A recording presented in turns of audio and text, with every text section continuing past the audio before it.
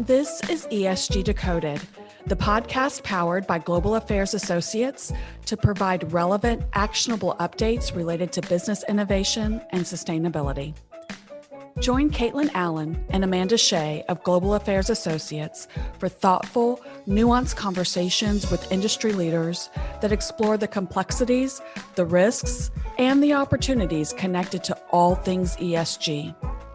I'm Yvonne Harris, a consultant and co-host, and I will be collaborating with Kaitlyn and Amanda for the discussions that we will present on this podcast. Put simply, ESG is everything that is not on your balance sheet. This leaves room for misunderstanding, oversimplification, and the tendency towards one-size-fits-all perspectives. None of that will happen on this podcast. Enjoy this episode. Welcome back to ESG Decoded. I'm your host, Kaitlyn Allen, and I'm here today with Dr. Matthew Berg. Matthew Berg has nearly 20 years of experience in a variety of water, agriculture, and climate issues across government, corporate, and academic sectors. He's currently the CEO and principal scientist at Simfero Consultants. Selected through a U.S. Department of Agriculture program to develop the next generation of science leaders, Dr. Berg completed his doctoral studies at one of the world's top agricultural schools, where he received Texas A&M University's top honors for research and teaching. Matthew, welcome to the podcast. Thanks so much. Glad to be here. And we're going to start today with a fun question. We've reversed that on the pod, so love to hear from our listeners if you're enjoying this. But the fun question for you today is, what is the last thing that you ate that you didn't have to pay for? So I love spending time outside, and things live outside. That's not just critters and bugs, but that also means plants. And if you know what to look for, you can find the stuff that you can eat where you live. So for me, being in Houston, like you are, there's a long growing season. That means that there's a lot of stuff that comes up different times of year. Blackberries in the spring, mulberries a little bit later on. But right about this time of year, we actually have a native passion fruit variety. If you know what to look for, it's got the craziest flowers, and if you pop them open, super tasty. But most people have no idea. I didn't know that. We have a passion fruit native to Texas? If you look it up, the species is called purple passion flower. It looks like an alien flower, but awesome. It closes up, makes this almost like the size of your fist fruit, and it starts to go from green to yellow. That's when you pop them open, and they are tasty.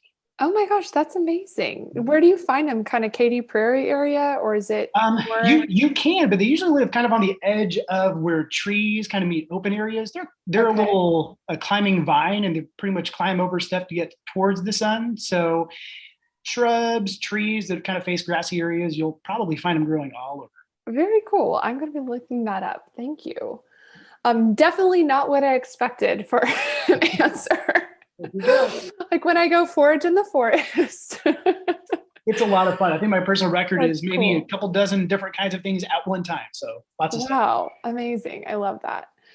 Okay, well, the reason we are having you on today is actually to discuss the intersection of a couple of topics. So we do a lot of work on climate, of course, in Houston with the energy industry. And so we talk a lot about energy and climate, but water is sometimes neglected in those conversations. And I have heard you have educated me on the energy, water, climate nexus in the past. And I feel like that's just a really important concept that we should start with.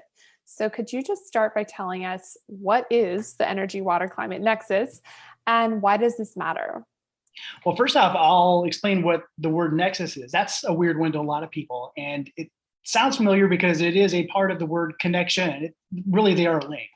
So if you go way back to the root original language of the word, it means that they're linked, they're intertwined, they're tied together. So not just the kind of overlap, but they are intrinsically locked to one another. So you hear these things that are kind of paired up, almost like gears that you can't turn one without the other. And a lot of times it's things like energy and water, or food and water, or energy and climate, energy, water, and climate. So we're talking about energy, water, and climate today. But then I also tie in food with that as well. So kind of a foursome. And I'll explain why it really makes sense to pull all those together. But the idea is looking at changes in one or increased demands in one or lower availability in one, especially around the water or the energy side, is going to twist all of those gears, but in sometimes unpredictable ways and sometimes very difficult ways to deal with. So the nexus just means that they're interconnected in such a way that the availability or lack of availability of one affects all the others, sort of twisting the gears, like you say, in a singular machine or system. Absolutely. Yeah. And it's Okay. not just the too little. Sometimes it's the too much, or sometimes the not clean enough type of consideration. So there's multiple levers and multiple ways to turn each of those levers around multiple gears. Mm-hmm. So why does this concept matter for people, like everyday people, I guess? That's an awesome question. When you woke up this morning, what was the first thing that you did? Brush my teeth. Water. There's water right there. Yeah. There's water right there. And even before doing that, you turn on the lights, which I imagine still in most of the United States and especially beyond, to do that, it took water to create the electricity that you could turn on your lights. Because a good chunk of the water use in this country, about 40%, is what's called thermoelectric power. And that's anything that essentially takes water to turn a jet engine really fast, but you got to heat it up to make steam to turn it really fast. And then that essentially makes our electricity. So about 40% of the water that we use in this country comes from water dependent sources. So there you go. And that's just the first couple of seconds. Wow. And then you had to make choices about what you drank. I'm not sure if you're a coffee person, a tea person, or neither. And then your breakfast food, there's water in that. How you choose to move around will dictate what kind of fuel sources go into your vehicle or your own legs. Everything has water baked into it. There's kind of this idea of a water footprint, the water that directly goes into creating the things that we use, or sometimes we input water virtually. Sometimes it's considered like if you are going to the grocery store, you see, oh, these blackberries are awesome, but it's not really blackberry season. You turn them over and you find out that maybe they're from Chile. If you pop them open, they taste great, but it's not the time they should be growing because their season's the opposite. So we can pretty much have things available year round. That means that we're importing the water from them. So we're taking it away from them. So you can see things start to get really complicated really fast, not just in one place, but borrowing from different connections around the globe, food, energy, and beyond. No, I love that example of thinking just everyone can relate to that. What do you do when you wake up? And I thought of another one, which is turn off my alarm. Well, what's my alarm is my phone, right? My phone is connected to the internet, and also plugged into the wall, right? To charge. So very important. That's a super big one that we can even jump a little bit deeper in that your phone right now, you might hear about, the price of new cars is dramatically increased as used cars because everybody sold off their used cars last year, but there's been a backup of new cars because we don't have enough chips because in Taiwan, one of the major chip producing areas has been through a crazy drought where they just got a little bit of rain, but that kind of constrained their ability to make new chips that go into cars, that go into phones, that go into so many other things. And then it just goes on and on. Talking about internet, data centers take dramatic amounts of energy, which in and of themselves, if they're not tied to a solar or wind installation, they might be pulling indirectly on water through their energy supply. And then even when they do run on electricity, they get really hot servers and they have to cool those down with water. So I've heard it said that we've not even started talking about the climate piece, but you can see water is intrinsically connected to everything that we do in everyday life. I've heard it said, and I really like it, that if climate change is a shark, water is its teeth. And I think that's powerful because they're not just the thing that you're most concerned about, but I also happen to know a thing about shark biology. If they lose a tooth, there's another one right behind it that will rotate into place to take its place. So there's always the next thing popping up that can get you. Great analogy. Great analogy. I think so many people don't have a basic say, energy education, right? And that's one of the things that I think is unfortunate about so many policy discussions and political discussions, is this lack of understanding of how truly dependent our modern lifestyles are on energy, on water, on these things that everyone, we want to snap our fingers and change overnight, but that consumption and personal footprint piece is so, so important. And just simply the awareness piece, just knowing where your electricity comes from when you turn the lights on, how important that is, and then making that connection back to water as well. I think, from a personal standpoint, I can relate to that, right? Brush my teeth, turn off my alarm, turn the lights on, make some coffee. But, since we are an ESG podcast, right, we're trying to educate folks about which E, S, and G issues matter to different companies, industries, financial institutions. What's the connection here between this energy, water, climate, food nexus? And why does it matter to companies and financial institutions? The easiest one first is that when you think of water, you think of water you can see. And that's water in streams and lakes and the ocean. So again, too little, too much, make sure it's clean enough. Water is intrinsically tied to the ecosystems that we see and value and know. And sometimes if we're homeowners, either pay a premium to be near, or in the unlucky areas, pay a premium to not be near because they sometimes flood a lot. But that's a risk calculation that everyone does. So many species of the water can only live in water. And if there's no water, then they can't live anywhere else. Or if the water becomes too loaded with things that aren't water or harmful to life, again, they can't live. So these things don't really have an alternative. So the ecosystem, the environment piece is pretty easy to recognize. And it's not just those too much, too little, too dirty, but then there's also the kind of the temperature tolerance. One of the things that gets a lot of dollars going in a lot of parts of the country is people paying a premium to go trout fishing or salmon fishing. Well, guess what? That's not usually in Texas. It's in those northern parts of the country or in the mountains. And if things get too hot, then fish die. If you look at what happened up in the Northwest and is currently happening, almost all the salmon in a lot of rivers are dying because it's too hot. So there's all these different quality pieces. If you've got a footprint in any, what's called a watershed, that's from top to bottom, kind of like a bathtub, anything that falls in that area, it's all going to drain to one common drain spot. So watershed is an important word to know. You really need to be a part of meaningful discussions, because anything that you do that involves what's called consumptive water use, not just taking water, but actually taking it and not putting it back. There are some activities that do put water back through runoff water in agriculture, or maybe use it to cool things down and then you send it back out. So one of the things that folks that have a footprint in any area need to know is, what is the water situation right there? Be a part of those conversations so they can be a part of maintaining or even restoring environmental quality with an eye towards not degrading things in the future. So that's kind of the environmental piece. If you roll over to the social piece, because there's not a substitute for water, that is one of the first things you'll learn in negotiations in this space, is there's not a substitute. Water is not fungible. So you've got to depend on the waters you have. And if you're consuming water, taking it away, that means that there's less available for everyone else.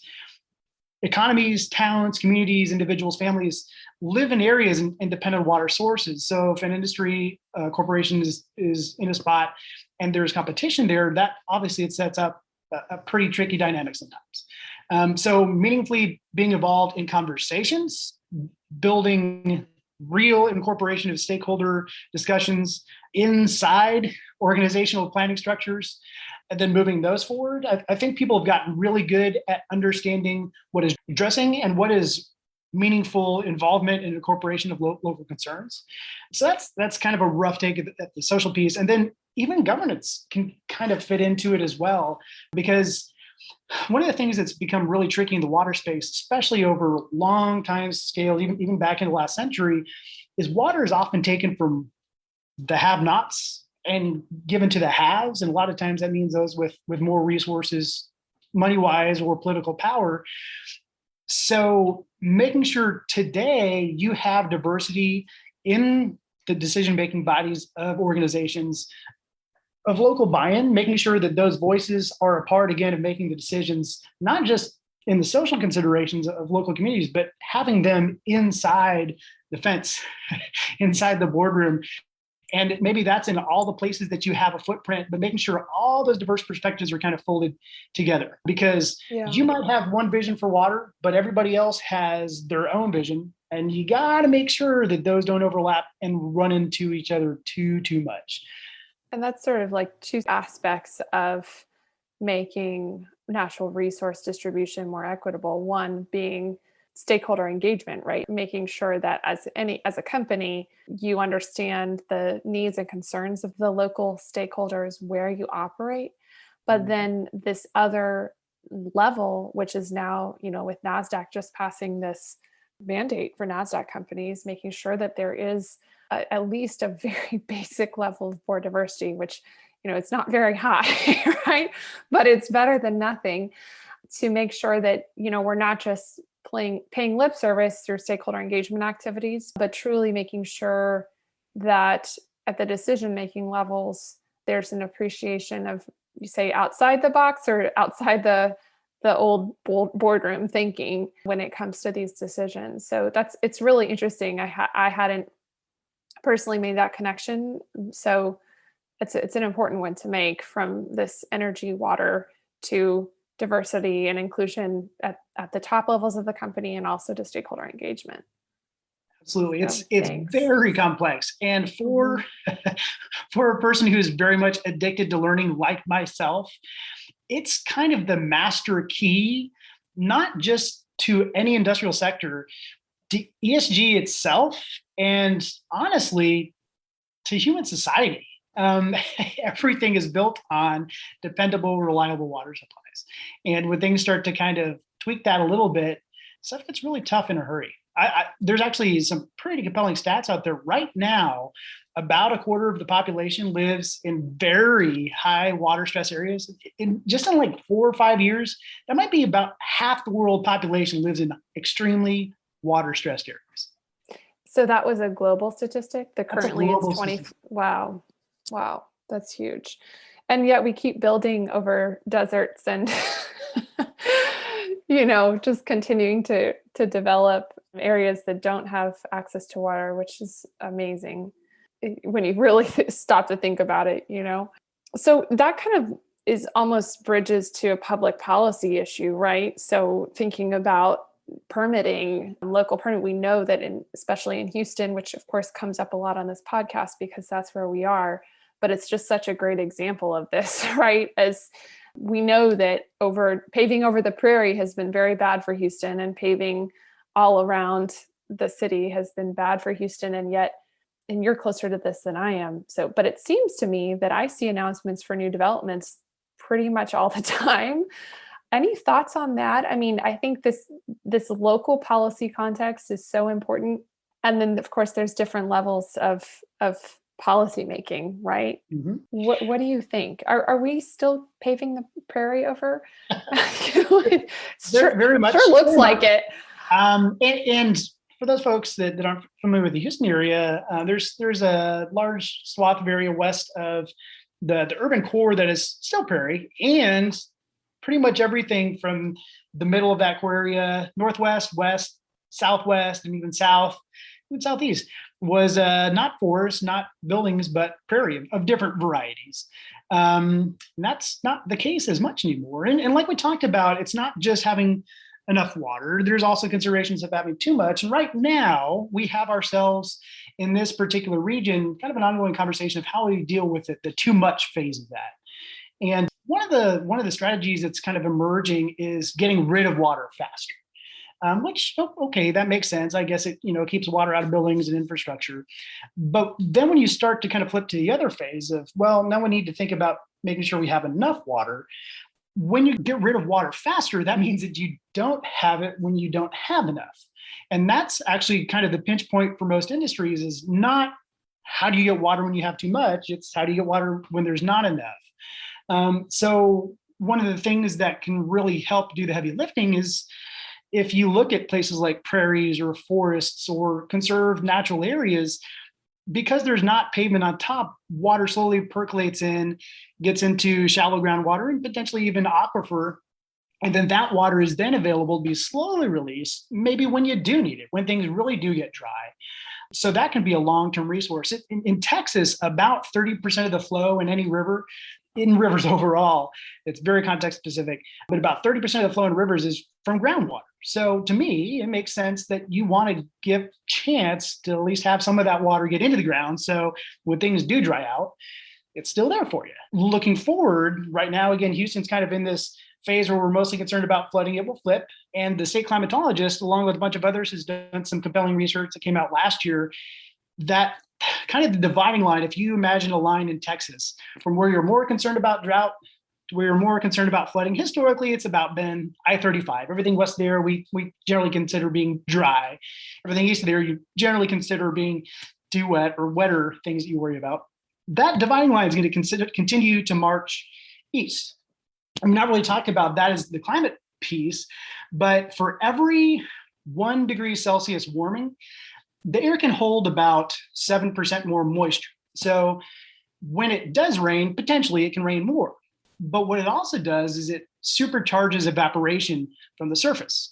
So essentially our whole water cycle is speeding up and it's drying out. So all that to say, even in Houston, while we're currently more concerned about having too much water, kind of more thinking about flooding, we always need to have an eye towards what happens when not if, but when we don't have enough, and making sure we've got all the tools in the toolbox to be ready for that, because it will come, and it did come only 10 years ago with a really bad drought here, and future ones will be worse. Wow, that's uplifting. No, I'm just kidding.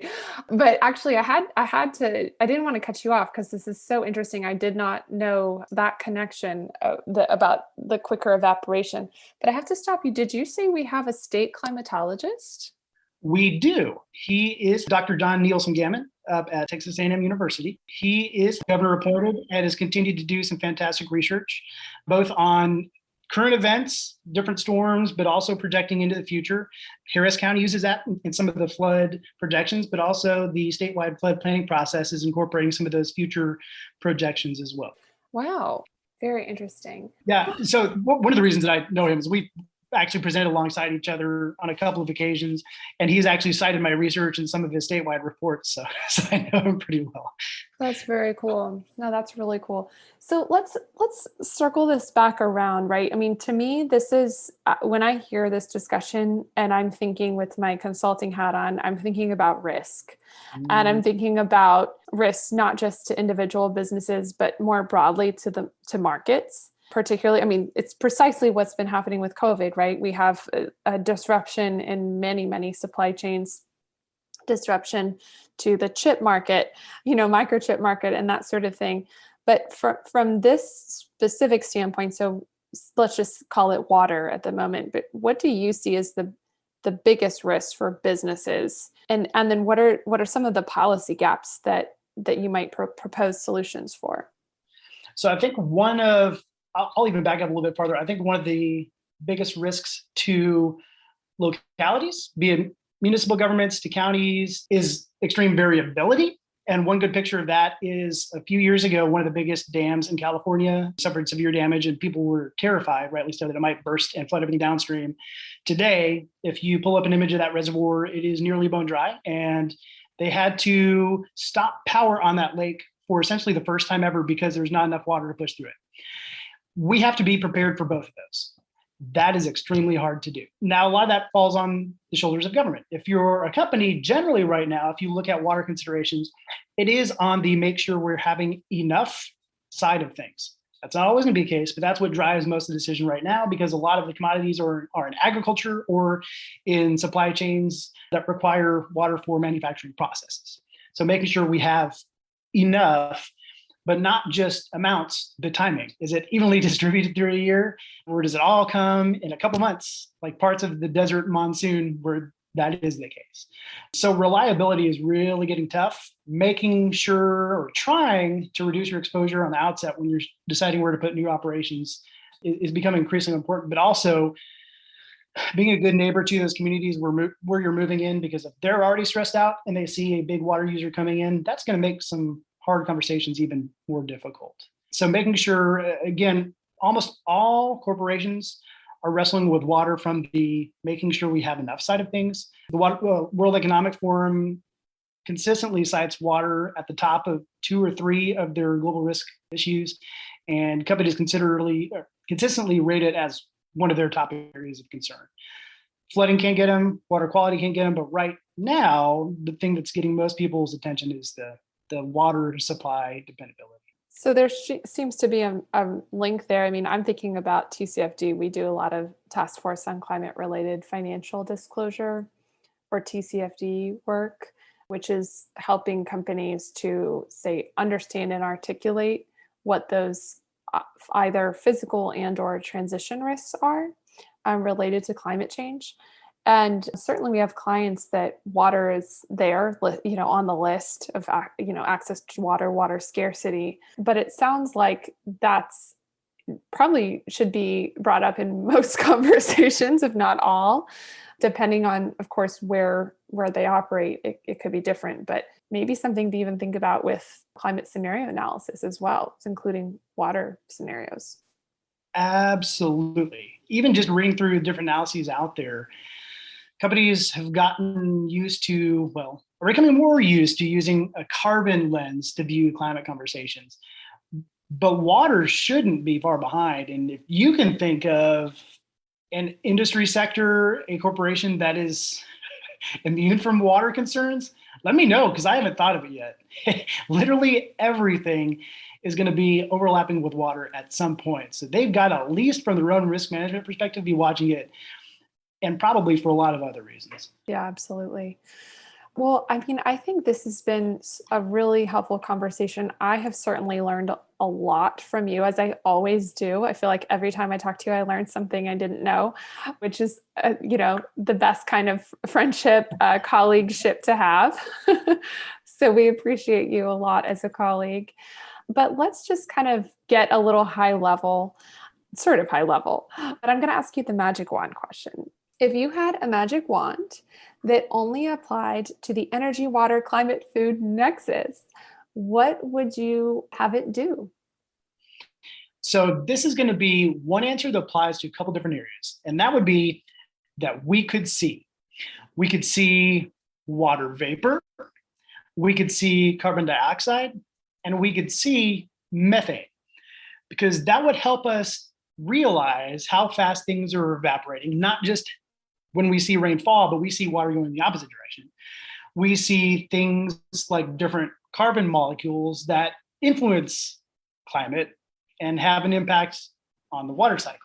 So I think seeing all those things that we currently can't see, and then therefore don't really have to think too hard about, or we choose not to, that would really change the way that we operate and probably make a lot more things possible. That is such a profound answer. Thank you. That we could see. I love that. I love that so much. It makes me think of the methane satellite monitoring technologies that are out there now. Bluefield is one of the companies. There's a few that are actually, monitoring methane from space. So that's one of the things that, I mean, frankly, it's what you're saying. Once people could see it, and once, the companies could even see it, they're like, wow, So I think that's doing a lot to spur action, certainly within the oil and gas industry, is that satellite methane work to help us see those actual emissions. But interesting, really big picture stuff, right? What if we could see water vapor? What if we could see the carbon dioxide? And that would make life simultaneously, I think, beautiful and terrifying. Yes, true. There's a lot of terrifying things. Let me ask you that then. So I know there's just so much doomsday stuff out there. I'm an eternal optimist and pragmatist personally. I can't stand to only think of terrifying things. But, you're really more deeply immersed in the science of all of this than I am. How do you feel? I mean, you have a daughter, you have a young daughter. What kind of world do you think she'll be in when she's our age, say? I think that variability in the times of plenty and times of not is going to be kind of amplified. So again, having too much water, having too little, kind of stretch that out a little bit. And I think a lot of the things that we've taken for granted, driving to or flying to Glacier National Park, that's kind of a well-known one. Those glaciers aren't going to be there probably for her when she's my age. Parts of the Gulf Coast of the United States and many other places are going to have to live with water ankle deep or shin deep in the not too distant decades and beyond. And one of the things that was compelling about the recent IPCC, the International Panel on Climate Change report, is that things are going to continue. We should and kind of stop right now, and we can slow things. Impacts are going to continue. It's just a question of how much we're going to keep our thumb on the scale. So things will evolve. But what gives me hope is those that are finding their voices in this time, who are middle school, high school, college, they've got loads of energy. They've seen what their parents have had, and they sure want something like that. They don't want to add to the stresses that they've had to live through, and they know how to get things done. So I'm excited about the people that will dream big things, and I think commit to seeing big things happen. Perfect way to end. Thank you so much for being here today, Matthew. We value your friendship and your being a colleague. Happy that we have someone like you in our state and city helping to advise the policymakers, because, as a Houstonian and that has a lot of water, experienced many, many floods here, it's really great to know that you're on it. Dr. Berg is on it. It's a lot to be on, but I sure do try. Yeah. Well, thank you so much. Thanks again for joining us for ESG Decoded. You can find links to Dr. Berg's company and the scientist we mentioned, the state climatologist. We'll include links to that in the information. Thank you. Thank you for listening to ESG Decoded. Subscribe to this podcast wherever you consume yours, and follow ESG Decoded and Global Affairs Associates across social media platforms. Until our next episode, take what you learned today to drive long-term value for your organization by doing good for people and for the planet.